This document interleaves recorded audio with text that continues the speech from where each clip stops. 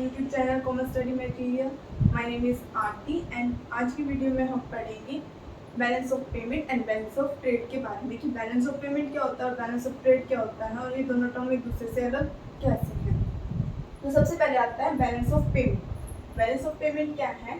Balance of payment refers to recording of all economic transactions of a given country with rest of world. Balance of payment क्या है? जिसके अंदर एक ऐसे account है जिसके अंदर हम क्या करते हैं, हर एक ट्रांजैक्शंस को इंक्लूड करते हैं, राइट करते हैं, जैसे जो भी एक कंट्री की दूसरी कंट्री के साथ ट्रांजैक्शंस हुई हैं उन सब ट्रांजैक्शन को एक जगह पे रिकॉर्ड करने क्या है, बैलेंस ऑफ पेमेंट है। Each country has not enter into economic transactions. हर एक कंट्री क्या होती है, इन इकोनॉमिक ट्रांजैक्शंस के अंदर आती है with other countries of the world. Other countries के साथ क्या करती हैं, कोई ना कोई ट्रांजैक्शंस करती हैं। जैसे इंडिया किसी और कंट्री के साथ करता है इंपोर्ट या एक्सपोर्ट, कुछ सामान यहाँ से एक्सपोर्ट होता है तो कुछ सामान यहाँ से क्या होता है, इंपोर्ट होता है। तो इसी तरह और कंट्रीज भी क्या करती हैं, कुछ ना कुछ इंपोर्ट या एक्सपोर्ट करती हैं। तो उनकी जो ट्रांजैक्शंस होती हैं उन सारी ट्रांजैक्शंस को कहाँ रिकॉर्ड किया जाता है, बैलेंस ऑफ पेमेंट में रिकॉर्ड किया जाता है। Has a result of such transactions in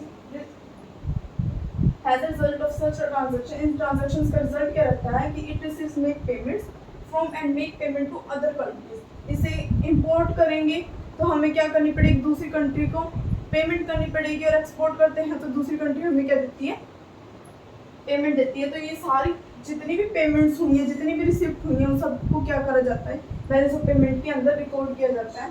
balance of payment is a statement of account of these receipts and payment. Balance of payment क्या है, इन स्टेटमेंट है अकाउंट्स का जिसके अंदर रिसिप्ट और पेमेंट रिकॉर्ड की जाती है। सो इन शॉर्ट क्या है, बैलेंस ऑफ पेमेंट क्या है? बैलेंस ऑफ पेमेंट एक ऐसा अकाउंट है जहाँ पर इंपोर्ट और एक्सपोर्ट से रिलेटेड जितनी भी ट्रांजैक्शंस होती हैं कंट्रीज की वो सारी रिकॉर्ड की जाती है। वही क्या कहलाता है, बैलेंस ऑफ पेमेंट कहलाता है। बैलेंस ऑफ पेमेंट इंक्लूड क्या क्या करता है? बैलेंस ऑफ पेमेंट 3 टाइप्स की थिंग्स को इंक्लूड करता है, visible items, invisible items and capital transfer. Visible items कौन से होते हैं, जो फिजिकल गुड्स होती हैं, physical goods exported and imported.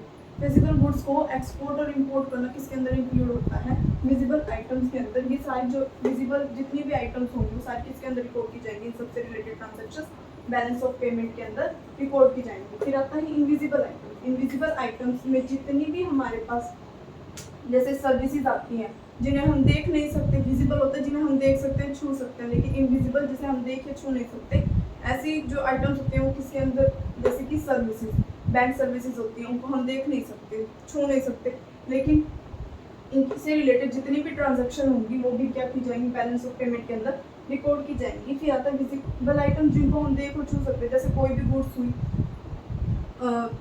कोई भी फ़ोन वगैरह एक्सपोर्ट या इम्पोर्ट हो रहा है, कोई भी मसाले एक्सपोर्ट या इम्पोर्ट हो रहे हैं, तो ये सारे विजिबल आइटम्स हैं। इनको भी इनसे रिलेटेड जितनी भी ट्रांजैक्शंस हैं, रिसिप्ट हुई है उनसे या मनी की पेमेंट हुई है, तो ये सारी भी किसमें इंक्लूड की जाएंगी, बैलेंस ऑफ पेमेंट के अंदर। फिर नेक्स्ट आता है कैपिटल ट्रांसफर।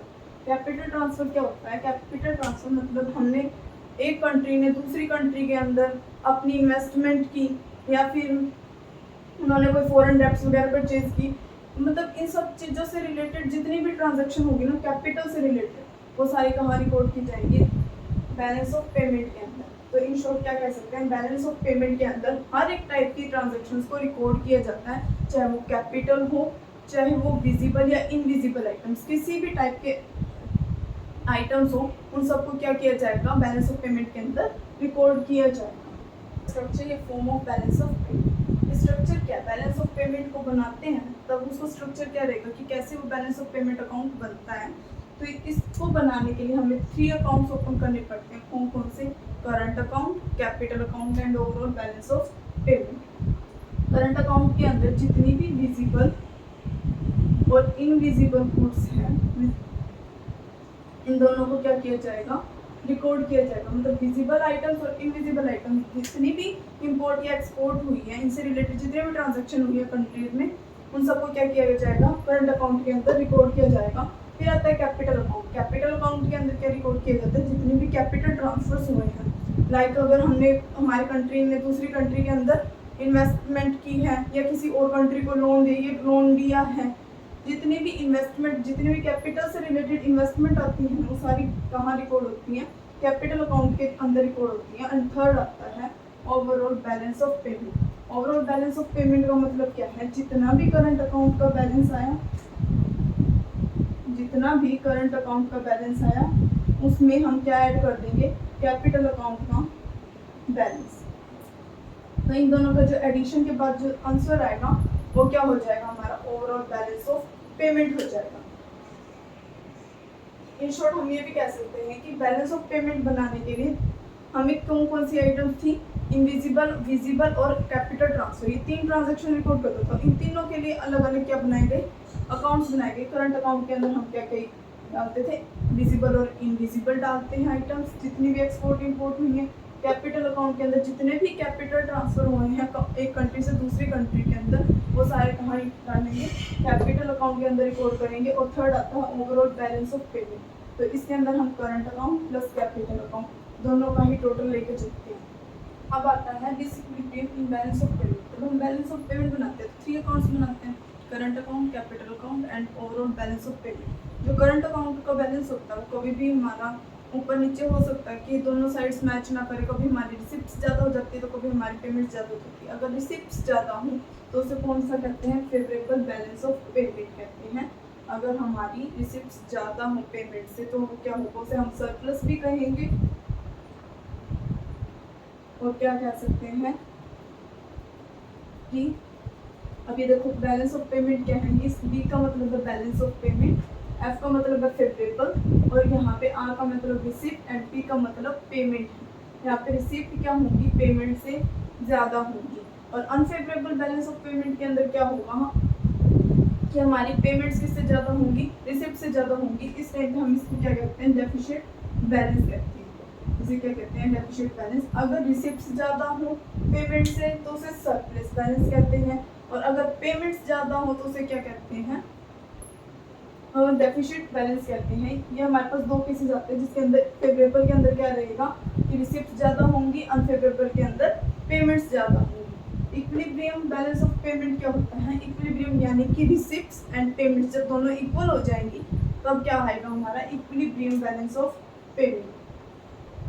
अब एक क्वेश्चन अराइज होता है कि बैलेंस ऑफ पेमेंट बनाया ही क्यों जाता है, ये तो सब कुछ करने का कोई कारण भी होगा। तो बैलेंस ऑफ पेमेंट इसलिए बनाया जाता है क्योंकि हम इससे क्या पता लगा सकते हैं कि हमारी जो कंट्री है उसकी नेशनल इनकम क्या है, हमारी कंट्री ग्रो कर रही है या नहीं कर रही है, तो हमारी कंट्री का स्टैंडर्ड ऑफ लिविंग कैसा जा रहा है। तो इन सब चीज़ों का जो पता लगाया जाता है वो किससे पता लगाया जाता है, बैलेंस ऑफ पेमेंट से पता लगाया जाता है। तो इसलिए बैलेंस ऑफ पेमेंट भी बनाना ज़रूरी होता है।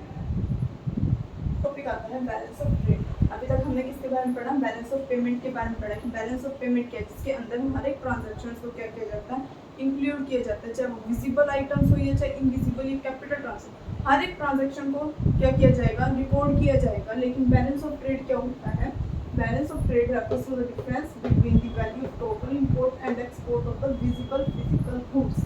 यानी कि बैलेंस ऑफ ट्रेड क्या है कि जितना भी हमने इंपोर्ट किया है और जितना भी एक्सपोर्ट किया है उनको माइनस करके, इंपोर्ट में से एक्सपोर्ट को माइनस करके जो भी हमारे पास बचेगा वो क्या होगा, बैलेंस ऑफ ट्रेड होगा। मतलब हमें एक्सपोर्ट या इंपोर्ट को का डिफरेंस निकालना होता है। और किसको इंक्लूड किया जाता है इसके अंदर, ओनली विजिबल आइटम्स को इंक्लूड किया जाएगा, इनविजिबल आइटम्स को इसके अंदर इंक्लूड नहीं किया जाता है। और इसके अंदर भी जैसे हमने बैलेंस ऑफ पेमेंट में पढ़ा था कि बैलेंस ऑफ पेमेंट में हमारा क्या आ जाता है, डेफिशिएंट बैलेंस आ जाता है, सरप्लस बैलेंस आ जाता है। तब रिसिप्ट ज़्यादा होती है तो हमारे पास क्या रहता है, सरप्लस बैलेंस रहता है। अगर डेफिशिएंट आ जाती है यानी पेमेंट ज़्यादा हो तो डेफिशिएंट बैलेंस आ जाता है। इसी तरह बैलेंस ऑफ ट्रेड में भी क्या रहता है, कभी एक्सपोर्ट ज़्यादा होगा तो कभी इंपोर्ट ज़्यादा होगा, और कभी ये दोनों भी हो सकता है इक्वल हो जाए। तो इसके अंदर बैलेंस ऑफ ट्रेड के अंदर क्या होता है, फेवरेबल बैलेंस कब रहेगा, तब हमारी एक्सपोर्ट ज़्यादा होगी। ई को हमने डिनोट किया है एक्सपोर्ट से, और आई क्या है, इंपोर्ट। इसके अंदर क्या होता है, अगर फेवरेबल बैलेंस कब होगा, तब हमारा एक्सपोर्ट इंपोर्ट से ज़्यादा होगी, यानी फॉरेन करेंसी कंट्री में ज़्यादा आई हो और इंपोर्ट मतलब हमारी करेंसी दूसरी कंट्री में कम जाए। यानी कि एक्सपोर्ट ज़्यादा और इंपोर्ट कम हो तब हमारा कौन सा बैलेंस रहता है, सरप्लस बैलेंस रहता है। अनफेवरेबल बैलेंस ऑफ ट्रेड कब होगा, तब हमारा एक्सपोर्ट तो कम हो लेकिन इंपोर्ट क्या हो, ज़्यादा हो, तो तब हमारा कौन सा बैलेंस आता है, अनफेवरेबल बैलेंस ऑफ ट्रेड आता है। नेक्स्ट आता है equilibrium balance of trade. Equilibrium balance of trade क्या होता है, तब हमारा एक्सपोर्ट और इम्पोर्ट दोनों ही क्या हो, इक्वल हो, तब हमारा जो बैलेंस ऑफ ट्रेड रहेगा वो क्या हो जाएगा, इक्विलिब्रियम हो जाएगा, मतलब दोनों इक्वल हो जाएंगे। Payment and balance of trade के बीच में डिफरेंस। बैलेंस ऑफ पेमेंट क्या था, जिसके अंदर हर एक ट्रांजैक्शंस को रिकॉर्ड किया जाता था, चाहे वो किसी भी चीज़ से रिलेटेड हो, विजिबल हो या इनविजिबल हो, फिजिकल सर्विसेज हो या फिजिकल गुड्स हो या फिर सर्विसेज हो या फिर कैपिटल ट्रांसफर्स हो, कुछ भी हो, हर किसी को कहाँ रिकॉर्ड किया जाता था, बैलेंस ऑफ पेमेंट के अंदर रिकॉर्ड किया जाता था। और बैलेंस ऑफ ट्रेड के अंदर क्या होता था कि बैलेंस ऑफ ट्रेड में ओनली क्या, सिर्फ एक्सपोर्ट और इम्पोर्ट इन दोनों को ही इंक्लूड किया जाता था, और इन दोनों को डिफरेंस निकालने के बाद डेफिसिट या सरप्लस बैलेंस बनता है। तो बैलेंस ऑफ पेमेंट क्या है, ब्रॉड टर्म है, मतलब इसका जो स्कोप है वो बहुत ज़्यादा बड़ा है इसके अंदर, क्योंकि विजिबल, इनविजिबल और कैपिटल ट्रांसफर्स तीनों इंक्लूड किए जाते थे। लेकिन बैलेंस ऑफ ट्रेड का स्कोप क्या रहेगा, नैरो रहेगा। ये क्या है, बैलेंस ऑफ पेमेंट का ही एक पार्ट है। नैरो क्यों रहेगा, इसका स्कोप छोटा गया क्योंकि ये सिर्फ किसको इंक्लूड करता है, विजिबल आइटम्स को इंक्लूड करता है। तो बैलेंस ऑफ ट्रेड की जो टर्म है वो क्या होगी, नैरो टर्म होगी। बैलेंस ऑफ पेमेंट के अंदर क्या क्या इंक्लूड किया जाता है, visible, invisible and capital transfers को इंक्लूड किया जाता है। लेकिन बैलेंस ऑफ ट्रेड के अंदर किसको इंक्लूड किया जाता है, ओनली विजिबल आइटम्स को इंक्लूड किया जाता है। थर्ड आता है कि it includes BOP. Balance of payment क्या इंक्लूड करता है, बैलेंस ऑफ ट्रेड को भी इंक्लूड करता है, बट बैलेंस ऑफ ट्रेड करता है नहीं। बैलेंस ऑफ ट्रेड बीओपी यानी बैलेंस ऑफ पेमेंट को इंक्लूड नहीं करता। Deficit can be met by balance of trade. जब बैलेंस ऑफ पेमेंट बनाया जाता है, अगर उसके अंदर डेफिसिट आ जाए तो उसको कहाँ से मेट किया जाता है, बैलेंस ऑफ ट्रेड के अंदर से मेट किया जाता है। बैलेंस ऑफ पेमेंट ट्रेड के अंदर जितनी भी हमारे डेफिसिट अगर बैलेंस आ जाता है तो उसको किससे मेट नहीं किया जा सकता, बैलेंस ऑफ पेमेंट से मेट नहीं किया जा सकता।